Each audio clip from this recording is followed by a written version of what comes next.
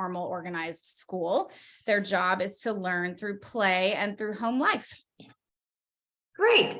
Yes. So the reason I asked Jennifer that question is those of you who've been on know that this month's book club has highlighted resources for our upcoming Scribbler at Home, Recipes from Lifelong Learners. It's an activity book. And our focus has been on books for the whole family, but especially younger children. So this month we've discussed Old World Echoes, Exploring the Heavens with Uncle Paul, Senators of Rome, and they're from Classical Conversations Multimedia. But tonight we're going to discuss The Dad's Guide to Classical Education by my son and CEO of Classical Conversations, Robert Bortins. So while we're getting ready for that, please download, as we're going to read a major section together tonight. And Julie, you have somewhere on the slide how they can download the link? I do. It's on there, but I'm getting ready to copy and paste it right over. So you can just click in the chat log. And all right, while she's doing this, on this particular book club, we will discuss mostly older fiction.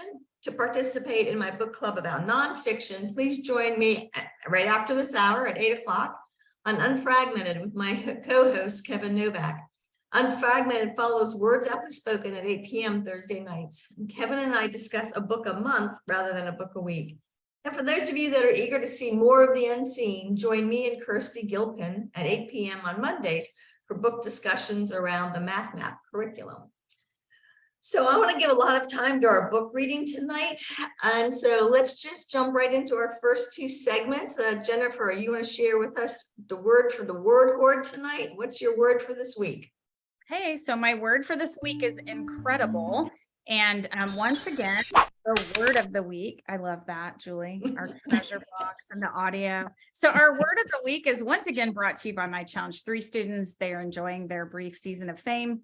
And one of the students this week brought in a verse from the Vulgate from John that used the verb crederent, to believe. And we started looking at all of the English derivatives like credit and creditable and credible. And then we started talking about incredible, which the original meaning of the word right from the Latin roots is more like unbelievable. So we tend to use it to mean something amazing and terrific, but it really literally means the thing is not believable, which fits in so nicely with the theme of John, where he's bearing witness of Jesus and Jesus is doing his miracles.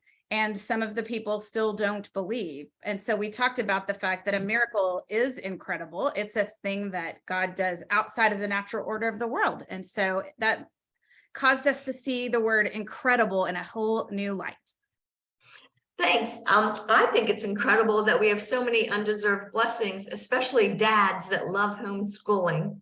So if you have a favorite word, go ahead and put it in the chat for the future word hoard segments. Meanwhile, if I know Jennifer, her class will continue to give her all kinds of ideas. She just loves working with them. So now we're going to go to our words kindly spoken segment.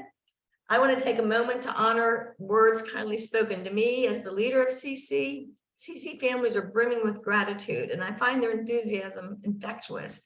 So I hope these words bless you tonight. So I have 3 to share with you. Let me see, can you see this one? I just cleared off the bulletin board for 2022. And so there was the Life Care Pregnancy Center where CC's made a donation. I'm sure Robert had something to do with that. And then I want to share from a family that wrote about the forum, Robert, that you guys did this past fall. And I wanted you to hear her words. You know, all these women are so good to write me letters and they don't always know who else to send the words to. So I appreciate having this opportunity because they mean everybody. So many thanks to you, Robert, and the rest of the CC team for an exceptional forum. The gifts, food, and content were all fantastic. The hard work was evident in every detail and greatly appreciated. I'm honored and blessed to be associated with CC. The love for Christ in each other permeated every aspect and reminded me why we chose CC in the first place.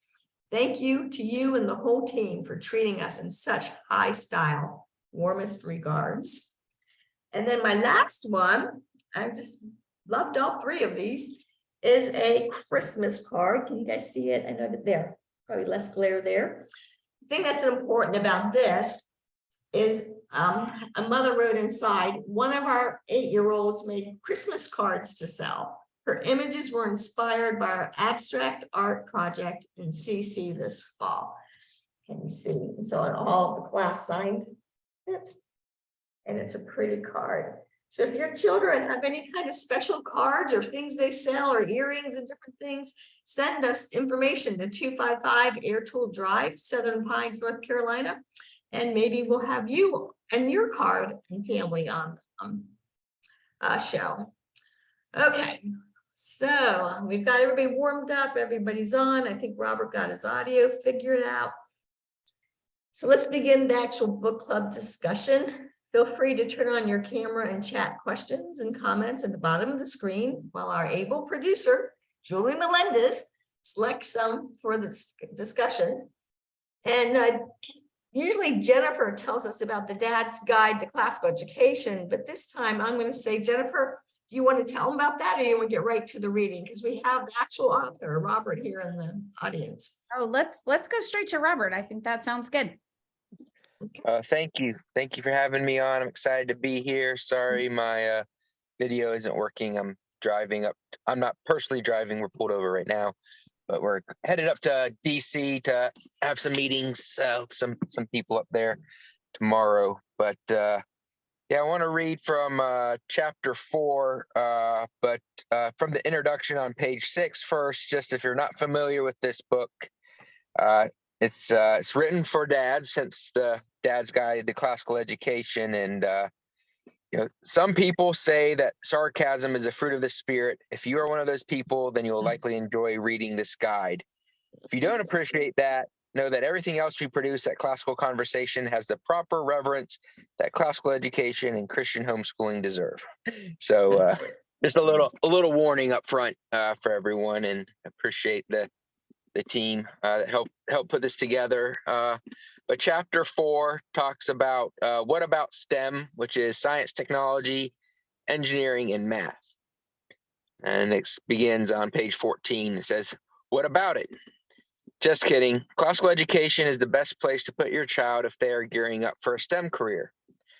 In their Project Aristotle, Google changed its hiring practices when they found that the best employees had soft skills most likely learned in the humanities. And that's from the Washington Post in 2017. Mark Cuban from Shark Tank and owner of the Dallas Mavericks says liberal arts is the future in an article from Business Insider in 2017 as well. And the reason for that is a classical education allows your students to pursue whatever God calls him or her to do. Want to excel at science? No Latin. Want to program technology in 40 different languages? No Latin and formal logic, not taught in modern education. And a note on technology education, Silicon Valley executives send their kids to schools without technology. Steve Jobs famously wouldn't let his kids use the iPad until they were much older than even the strictest parents you know. My understanding it was like 16 or 18 years old before he would let his kids use an iPad. So it's not in the article, in the book itself. But from a 2011 New York Times article, and this was from Alan Eagle, I fundamentally reject the notion you need technology aids in grammar school, said Alan Eagle, who holds a computer science degree from Dartmouth and works in executive communication at Google, where he has written speeches for Chairman Eric Schmidt. He uses an iPad and a smartphone, but he says his daughter, a 5th grader, doesn't know how to use Google, and his son is just learning.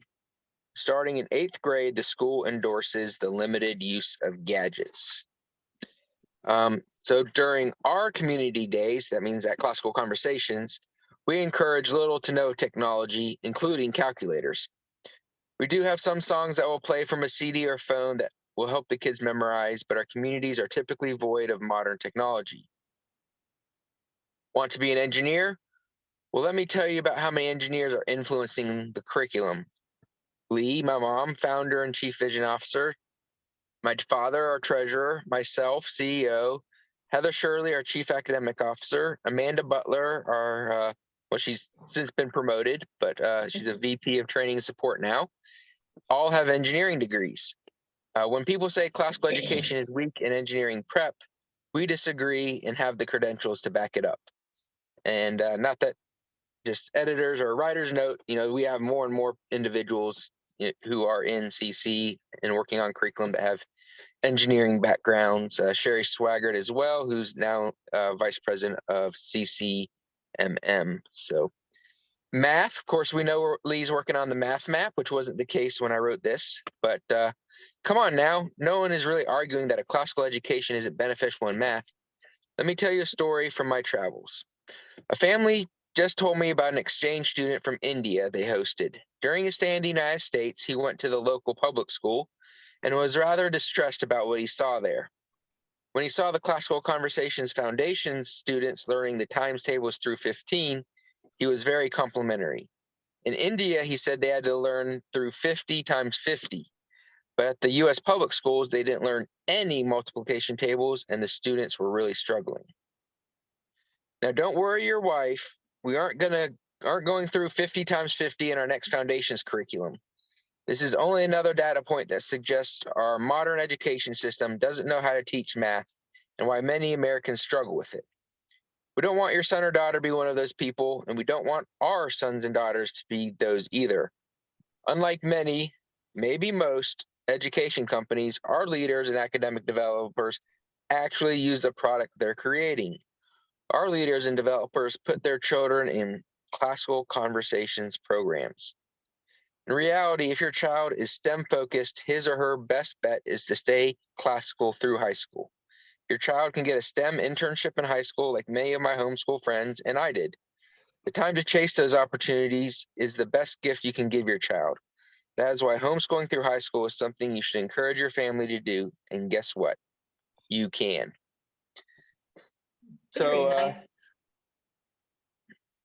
Yep. So most of the chapters are just a couple of pages. It's, I think, about 30 pages long in total. And it's something that, a mom or dad can pick up and kind of get a different look at classical education. And I tried to really focus on what maybe dads might value or what we hear from dads when they're thinking about their child's education, if they're not as in tune with the day-to-day as maybe a mom who's doing the hard work is. So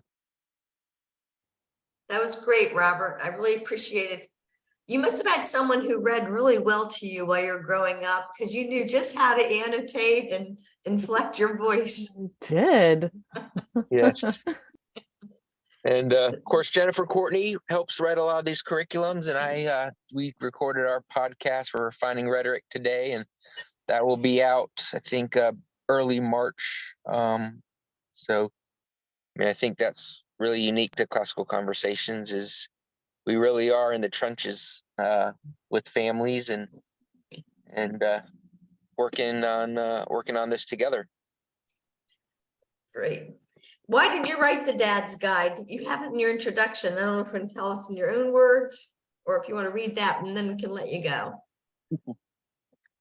Yeah, I wrote the Dad's Guide because I know oftentimes fathers don't have, they're not going to necessarily pick up and read Dorothy Sayers or The Core, The Question. Of course, once they get introduced to classical education, they might be more apt to it. But if you can give a dad maybe 30 pages, something that he can read, in 30 minutes or less, they'll be more likely to do that. And that's why I thought the Dad's Guide was so important, was a lot of dads would approach and agree with the classical education approach if they knew more about it. And so I wanted dads to have something that they could pick up and read in, Sunday morning or at night after the kids go to bed and have a basic understanding of what their family was trying to accomplish. So what's your time like? Do you need to keep going or do you have more? No, I can stay. We're just Okay. parked at the So gas because station. Jennifer prepared some questions for each section, but we were going to read a little bit more. So under Jennifer, why don't you take over, guide us through what you were going to do? Okay. Well, I was gonna. Oh, do you want to read some more, Robert? I can if you want me to. Why don't you read? Do you mind reading chapter 1 to kind of set the stage, and then we can talk about chapter 1? Sure. That'd be Let great. me, paper's a little out of order right now, so are there any other chapters you want me to read? Oh, here they are. They're up here. Oh, the other great thing about this book is it's free. And there's no reason not to pass it along. All right. Well, the first chapter says public school isn't what it used to be. And it's on page 8. I went to blank public private school and I turned out all right. When a friend I know tells me this, that he went to public school and he turned out all right, I usually retort, really? With a strange look on my face and an eyebrow up. Writer's note, obviously he couldn't have turned out too well if he's hanging out with a homeschool kid, right? Just kidding. Is that really a standard we want to use? Is turning out all right really the ideal? Perhaps you and your friends are different from mine, or perhaps we should heed the advice of Socrates upon being sentenced to death for corrupting the youth. The unexamined life is not worth living. However, even if he went to public school and turned out all right, the bottom line is that public school isn't what it used to be. My wife was a public school teacher. She taught middle school for 8 years. When I asked her while we were dating if she would be open to homeschooling, she said yes. Actually said, I would never send my kids to these public schools. Many of our homeschooling parents are ex-teachers who feel the same way. There are certainly good Christian people teaching at government-run schools, but the foundation of the underlying philosophy is so corrupt that there is no redeeming it on a grand scale. Today, the fundamental belief of modern education is there absolutely no truth. How can a student be expected to learn if there are no truths to learn? We see this in what Generation Z thinks about lying. On the first and largest Gen Z study, Barna found when only 34% of Gen Z can agree that lying is morally wrong, that is a big problem. Not only is our culture deeply confused about moral and spiritual truth, gender and sexuality, but we're also getting to the point where no one will listen to someone else's point of view unless they completely agree with them. You might think my kid would never think that way, and that is probably true, but know that his or her 2 best friends, statistically speaking, don't think it's wrong to lie to him or her, their parents, teachers, or you. The things kids are being exposed to is rapidly changing. Conservative and liberal states alike are now teaching about a variety of and validity of a number of sexual practices as early as elementary school. Through inclusion programs, the LGBT movement is pushing to teach boys and girls in elementary schools that you don't need a penis to be a boy or a vagina to be a girl. A Christian school teacher in Alabama told a homeschool speaker, Israel Wayne, that she was homeschooling in 2019 because she was being forced to teach the LGBT agenda in her school. She told him that Christian women from her church and teachers at the same school told her not to leave teaching, but to hold her nose and teach it. Imagine what your reaction or your classmates' reaction to this would have been in middle school. We aren't in Kansas anymore, Toto. The definition of truth isn't the only thing deteriorating in modern schools. While the standards that students are held to are dropping annually, the scores are dropping faster. According to an annual ACT study released in 2016, an increasing number of high school students are unprepared for college courses work as math scores dropped for a 14-year low.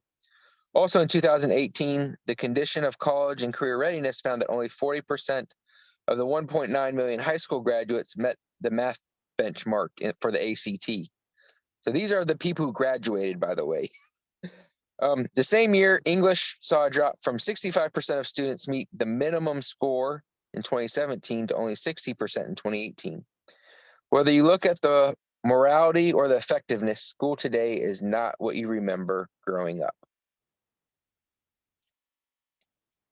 Of course, things have only gotten significantly worse since I wrote those words.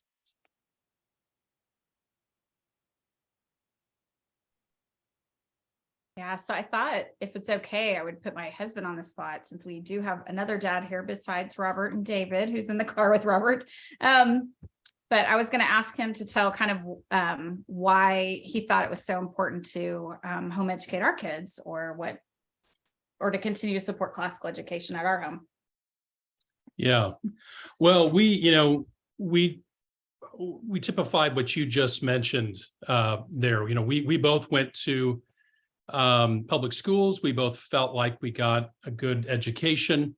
And, when we were thinking about homeschooling our own children, I think my main motivation was, I think we can do things a little bit more efficiently. We can have more time to focus on the things that, our kids are showing interest in and aptitude in, and we can have more control over our day. That's, I think, what really started me wanting to homeschool. But as the years went on, what we just talked about became more and more apparent, and became more of the reason why I wanted to homeschool. I think that's a good word. The public schools have become, I think, corrupted. Mm-hmm. And that idea that there is no truth, you cannot know truth. I think at first, there was an idea that maybe that idea would kind of stay maybe in the philosophy schools, the humanities, that surely that wouldn't bleed over into those areas like STEM. And I think what we found in colleges and in high schools is that it has spilled over into the STEM areas. And so as we've done this for many more years, I think it is the fact that we are able to teach our kids that there is such thing as truth. And that leads them to having, I think, a much healthier and better worldview in which they're able to express and talk about those ideas intelligently. Hey, Tim, I don't know if everybody knows this, but you've graduated Ben. Why don't you tell them what you're doing with? Yeah. So my son graduated from college last year. He is working with my firm, which is an investment and tax management firm. And he works as an investment analyst. He liked math while he was doing his homeschooling work, and really wanted to focus in that area. And so he does a lot of analysis, a lot of calculations. He uses Excel a lot to do analysis and generate reports for clients. And so he's been with my firm for about a half a year now, is really enjoying it. And he does have a lot of the skills that we need, and was advanced in a lot of the skills that we need. We're not finding from some of the other applicants that we see. Yeah.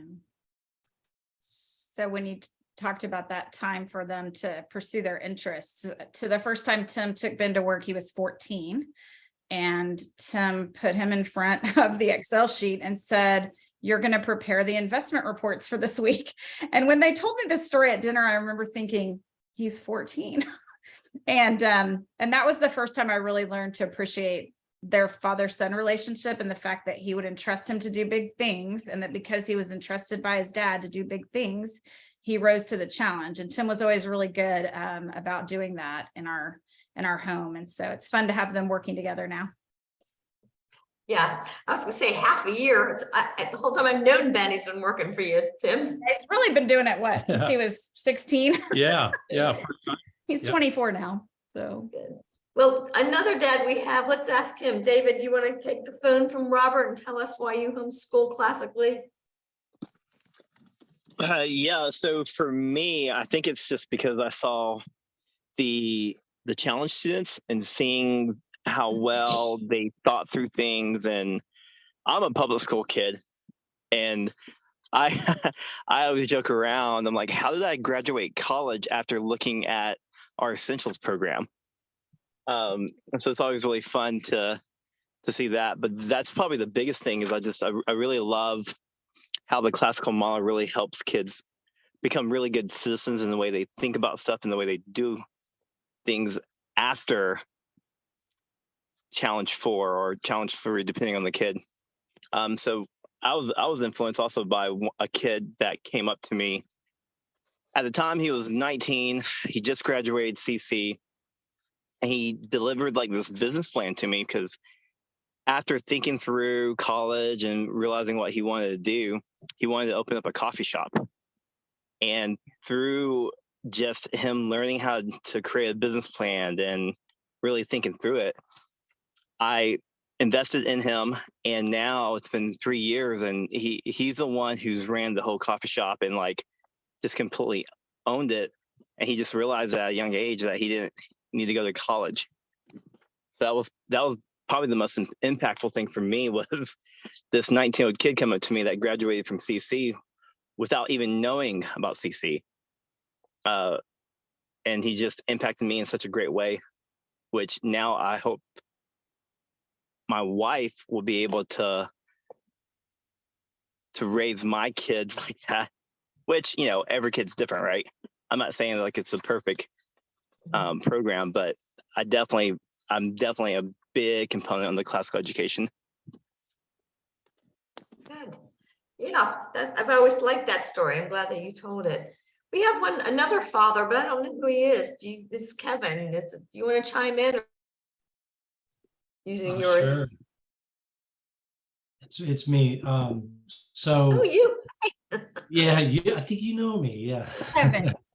So I was thinking about this, obviously, and just listening to the different responses. And I think for me, the primary motivation in homeschooling is that I saw, even before I had children, where younger people that were homeschooled were just seemed more content.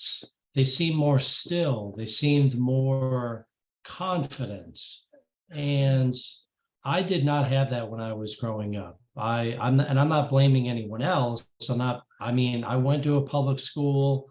There were some familial factors that I'm sure played a role, and that's fine. Everyone has their challenges, but I wanted my kids to be content. And I shy away from just saying I want them to be happy, because I don't want that to sound humanistic, but I really wanted them to walk around with contentness. My wife has a lot of that, even though she went to public school, but she was raised in a Christian home, and she's just a very still, reliable person. And I wanted my children to have that throughout their lives. And I think for me, that's the primary reason why I motivate, absent obviously wanting my children to know about God. That's great. And we all can hear more from Kevin in the next hour. So, Robert, or Julie, can you read Robert what Lynn's question is? And let's see how he answers that, particularly in light of all the stuff that we're trying to get into senators and legislators' hands. Absolutely.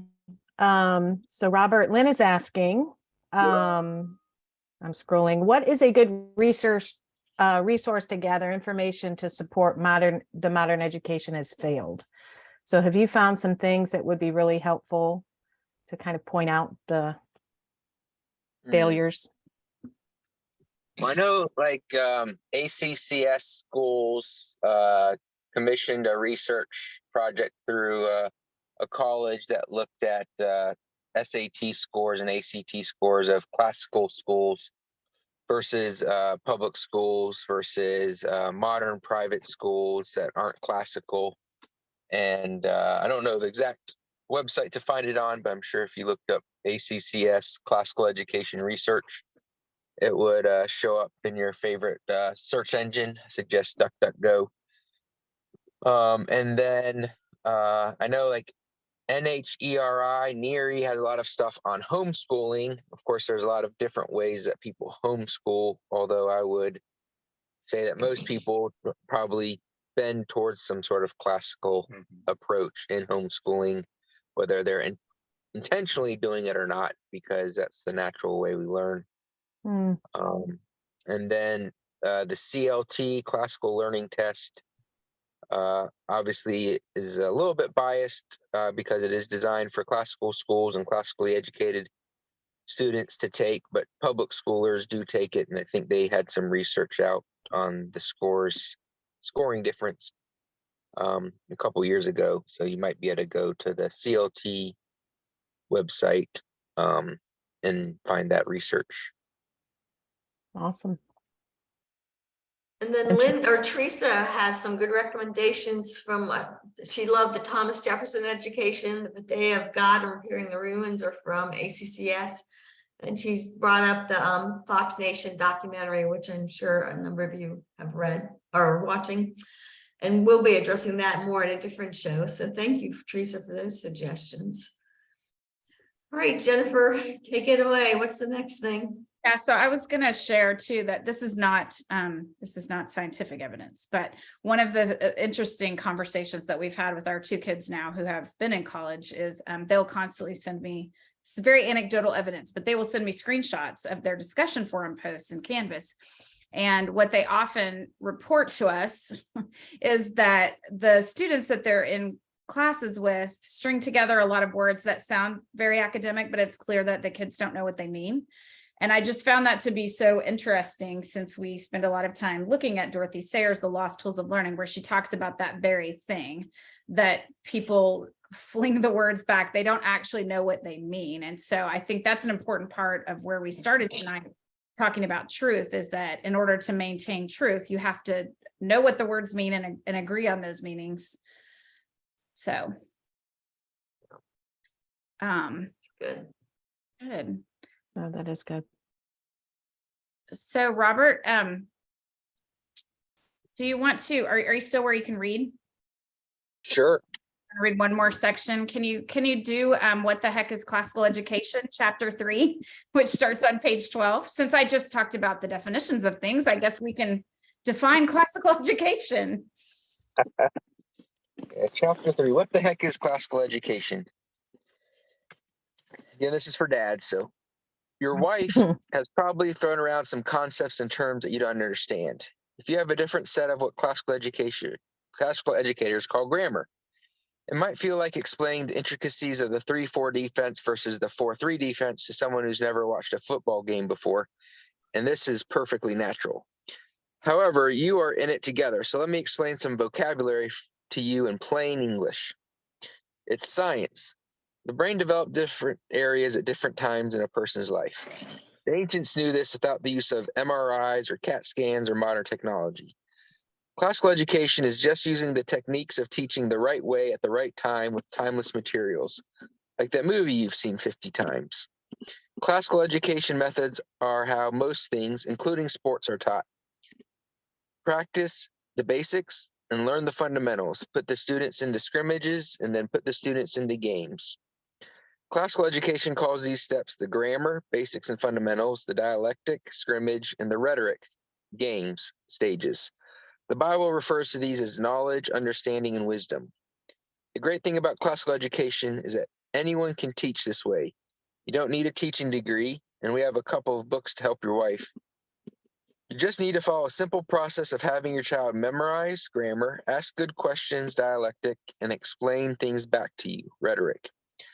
Part of the classical education is reading source material, not someone's interpretation of them. Your student will read the actual U.S. Constitution, some of the Federalist Papers, and the I Have a Dream speech, not some historian's view of these documents. Your students will read the classic books, not a synopsis of them. The classical education is centered around the idea of loving to learn and searching out truth, beauty, and goodness. Beauty, not as in I've got a hot wife, but as in seeing how God is reflected in what he made. Truth is absolute and can be known. Goodness in Christian education is about being godly. The Cersei Institute says this about the difference between classic and modern education. We teach differently because we have a different perspective on the child. We don't believe that a child is as fortuitous blob of protoplasm waiting to be decomposed. We believe that she is nothing less than the divine image, an icon of the invisible God.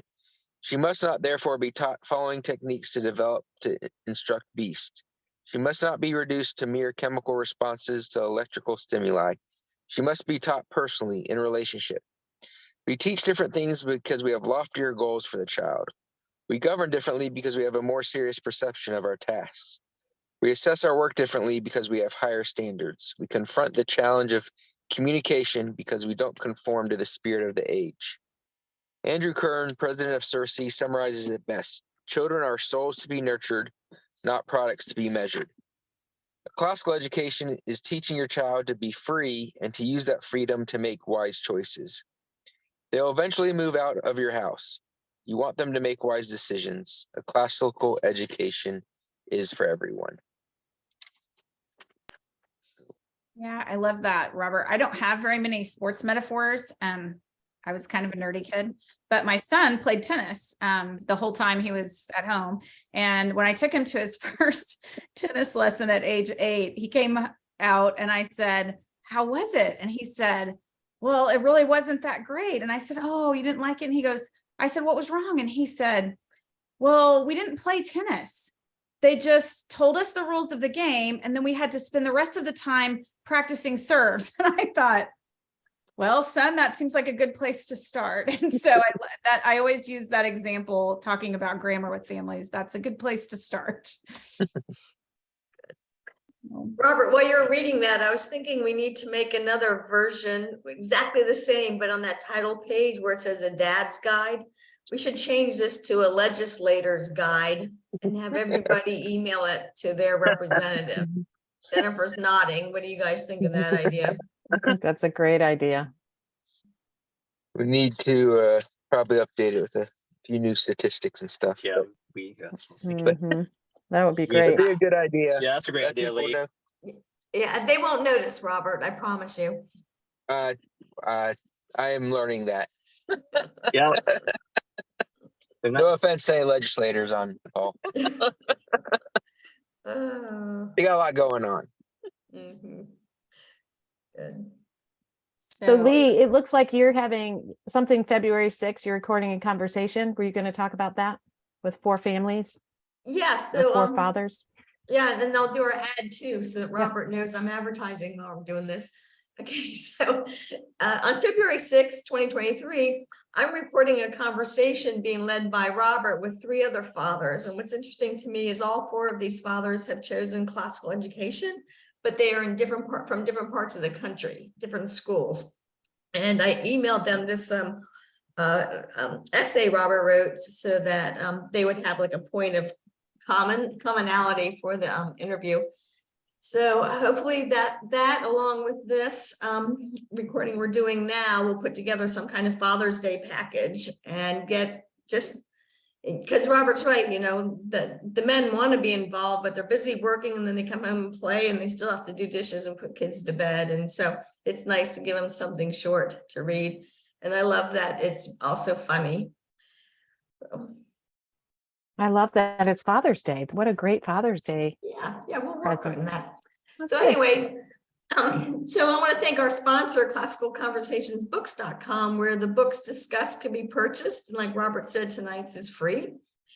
We have the entire 2023 Words Aptly Spoken book club calendar at leighbortins.com with links to the Classical Conversation book site. So visit and plan to join as many of our book clubs as you can this year. And remember, just show up. Even if you haven't read the book, maybe we'll convince you to read it in the future. So I also want everyone to know that next week's book club on Thursday, February 1st at 7 p.m. on Zoom, we will be discussing The Core by me. I think it'll be interesting to explain the difference between trade publications like The Core and self-publishing like many of my other books. So if you've never had a book published, I thought that would be kind of an interesting segue to just, you know, add to our discussion. And that was my ad. So Robert and Jennifer, you're leading this one. What else are we doing? We've got not a lot of time left, 5 minutes. I thought we might let Lynn unmute herself and share her reflections on Robert's first chapter that he read about STEM. Well, thank you. It was, I don't even remember how many years ago. It was a rage of STEM coming out, maybe 6 years ago. And we didn't realize STEAM yet, but we went and everybody said, you can't go because you're liberal arts. And I said, no, actually, our kids understand science probably better than most kids do because of their journals. They're using art and they're drawing. And then we had a section, you know, for the chemistry on the stoichiometry so they could see that there was math involved. And we had more people coming and looking at our kids' journals, their scientific journals, and the experiments they had done, that was way more interesting to the people who attended than all the tech stuff. So I think when parents see what we do, they want it. They just don't know how to not do all the technology, but they want what we have. I think that's so good. And it probably goes to your earlier question about how do we, find evidence about the modern schools failing. Maybe what we're better off doing is what you just described. And instead of even worrying about that, we just show them everything that our kids can do. I mean, David also shared that story about being impressed by a homeschool kid. And I think they are a wonderful testimony and bringing such hope to the world. So that's exciting for me. We brought a Challenge 3 student with us. It was in Challenge 3 at the time. She had told me she wasn't going to do Challenge 3 because she had already done classes like chemistry at the local dual enrollment community college, and she didn't need to take that anymore. But her mother convinced her to try it for a semester, and she cried because she said, I had no idea that chemistry was like this and I could really do chemistry. She was amazed at what she learned when she drew and had conversations. So we have testimony right from our own students, but I want to gather it so parents don't, sometimes they just think that it's a throwaway line, or I'm just talking because I love it. But sometimes I need the statistics to say, hey, this is what the real score is. So go home and think about it and pray about it to be sure you'd rather have the tech than this, because the scores are out, right? Yeah. Yeah, that's good, Lynn. Very good. Good. All right. Any questions for Robert? We have 2 minutes. Any burning questions? And he's obviously funny, so it can be a funny question. Well, I don't know if people know this now, but a lot of times in school, they're not doing dissections anymore. They're just watching videos of other people dissecting or using smart boards and iPads to dissect. And they would cut the skin off, and then it shows the skin popping off and things like that. So our students actually dissect real animals, which is going to be a differentiator for sure in the future. Mm-hmm. And now, for their future. Yeah, that's a good point, because really science is helping us to see creation. Mm-hmm. So if you don't get to actually touch it, you're losing some of your sensory input. Right, which goes to the point that Robert made here about the original documents too. Just like that smart board distances you from knowing about the frog, reading commentary on the Federalist Papers or the US Constitution distances you from knowing what those things said. And then, those things can be taken away from you easily. I love that. All right, I have a question since nobody's saying anything. So Robert, what is one thing that you did not appreciate in your classical education from your parents as a teenager, but now you have grown to appreciate greatly as an adult? Oh, okay. Yeah, I think one of the misconceptions is that I had a classical education. Since we homeschooled, I had one. And then classical conversations was started as I was getting into high school, but I only did, I think, 3 years. So, it's more of, I wish I had paid more attention in Latin. So I appreciate just the skills that I did pick up, but I would have been more studious for sure there. Nice. Whenever I go around the country, I always tell people how when we started Latin, no, I didn't like it, you didn't like it, our friends didn't like it, but we didn't do things because we liked it. We did it because people wiser than us said, that's what you should be doing. So we may not have done it well, but we tried. Mm-hmm. And now, of course, we've got lots and lots of kids who end up enjoying it, and families that, they're even Latin scholars now. Yeah. And Robert, you'll get a second chance when Lily That's starts. right. You'll probably care more now. Yeah. That's great. That's good. Yeah. Robert and I just talked about that this morning. My son didn't love to read fiction in high school, which kind of broke my fiction loving heart. But now he's an adult and is asking, he's stealing all my Audible credits, quite frankly, because he's going back through all the challenge books and we're discussing them together. So that's really fun for me. Great. That's funny. Okay. Well, guys, Robert, thank you for stopping, and David for pulling over for him. We're done. We enjoyed spending time with you. Keep the conversations going, and we'll see you next week when we talk about the core. Bye. See you later.